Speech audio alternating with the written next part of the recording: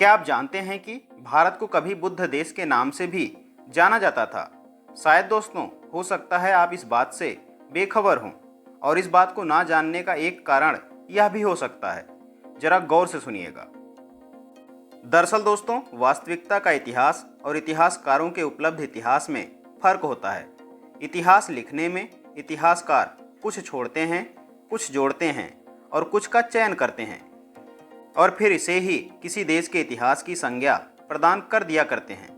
ऐसा इतिहास अक्सर राजनीतिक शक्ति मात्र का इतिहास होता है, जो भारी पैमाने पर हुई हत्याओं तथा अपराधों के इतिहास से अलग नहीं है। चिनुआ अचीबी ने लिखा है कि जब तक हिरन अपना इतिहास खुद नहीं लिखेंगे, तब तक हिरणों के इतिहास में शिकारियों की शौर्य गाथाएं गाई जाती रहेंगी। इसलिए भारत के इतिहास में वैदिक संस्कृति उभरी हुई है, बौद्ध संस्कृति पिचकी हुई है और मूल निवासियों का इतिहास बीच बीच में उखड़ा हुआ है। दोस्तों, अब शायद आपको अच्छे से समझ आ गया होगा कि भारत का जो असल इतिहास है वह बहुजन मूल निवासियों को याद क्यों नहीं है। और शायद इसके पीछे का सबसे बड़ा कारण यही है कि अभी तक जितने भी इतिहासकार हुए हैं, उनमें से बहुजन मूल निवासी इतिहासकार ना के बराबर हुए हैं या शायद हुए ही नहीं हैं। बस ठीक ऐसा ही हुआ है बहुजन समाज के साथ, क्योंकि उन्होंने धीरे धीरे अपना इतिहास ही भुला दिया। अब जब लोग अपना इतिहास ही नहीं जानेंगे तो लिखेंगे क्या?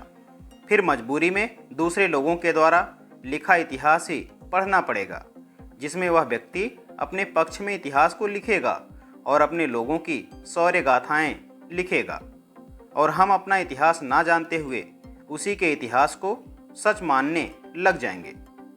दोस्तों, आगे की जानकारी से पहले आपको बता दूं कि अगर आप इस चैनल समन कल्चर पर अभी नए हैं तो इसे सब्सक्राइब जरूर करें और साथ ही बेल आइकन को भी ऑन रखें। और अगर आप हमारे परमानेंट साथी बनना चाहते हैं तो हमारे मेंबरशिप प्लान को ज्वाइन जरूर करें, क्योंकि हम ऐसी ही ऐतिहासिक वीडियोज़ आपके लिए लाते रहते हैं। अब दोस्तों, अगर हम भारतीय इतिहास को समझने की कोशिश करेंगे तो पाएंगे कि बस ऐसा ही हुआ है भगवान गौतम बुद्ध के साथ। जैसे सम्यक काल यानी बौद्ध सभ्यता को धीरे धीरे खत्म कर दिया गया और उस सभ्यता के शब्दों के अर्थों को बदल दिया गया या उस समय के शब्दों को संस्कारित कर दिया गया। जैसे मिसाल के तौर पर गौतम बुद्ध का नाम सिद्धार्थ नहीं था। यहाँ पर एक इतिहासकार डी कोसंबी ने लिखा है कि गौतम बुद्ध का नाम सिद्धार्थ नहीं था, यह नाम बाद में उनके अनुयायियों ने जोड़ दिया है।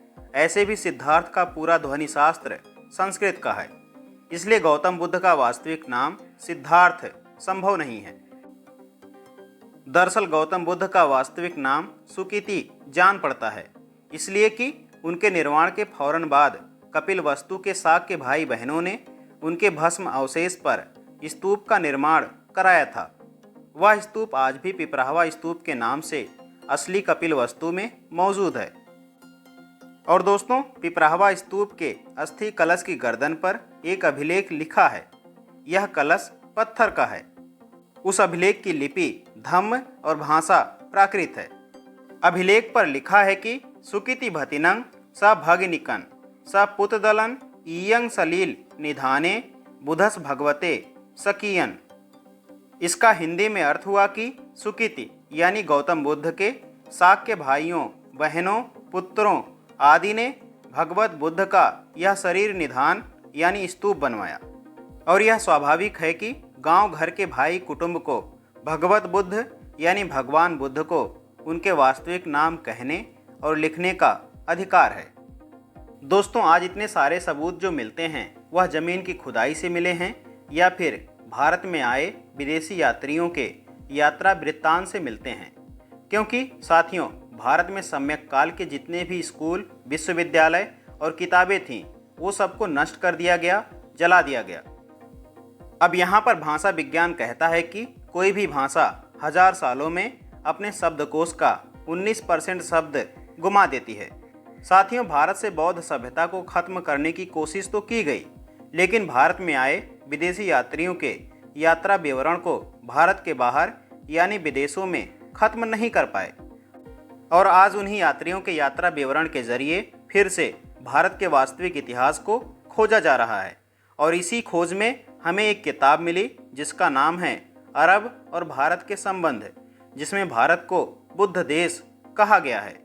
दोस्तों, सैयद सुलेमान नदवी की इस किताब से गुजरात और सिंध का दुनिया में सबसे पहला नक्शा मिला, जिसको इब्न हौकल बगदादी ने सन 943 ईस्वी में तैयार किया था और उनके बनाए इस नक्शे में भारत को बुद्ध देश लिखा हुआ है, जिसको आप लोग स्क्रीन पर देख पा रहे होंगे।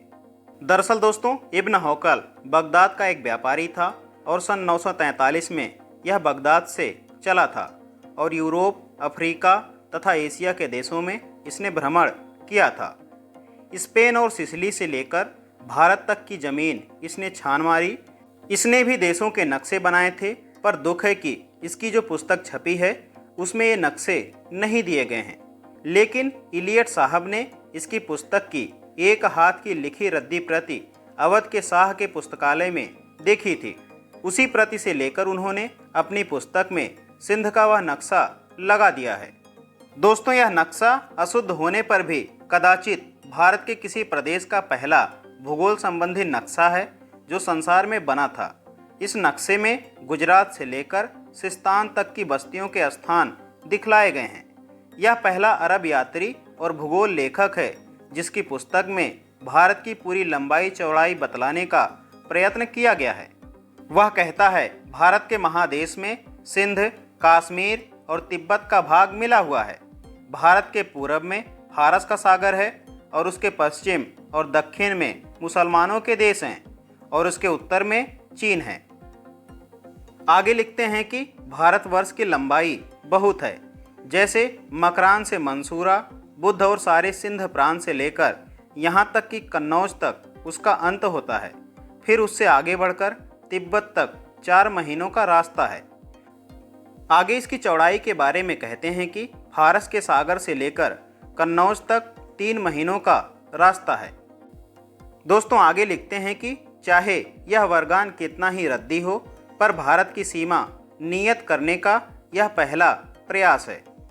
दोस्तों, आज से पहले भारत देश के बारे में यह सच क्या आपको पता था? कमेंट बॉक्स में अपनी राय में ज़रूर दें और दी गई जानकारी अगर आपको पसंद आई हो तो ज़्यादा से ज़्यादा इस वीडियो को अपने लोगों के साथ शेयर ज़रूर करें।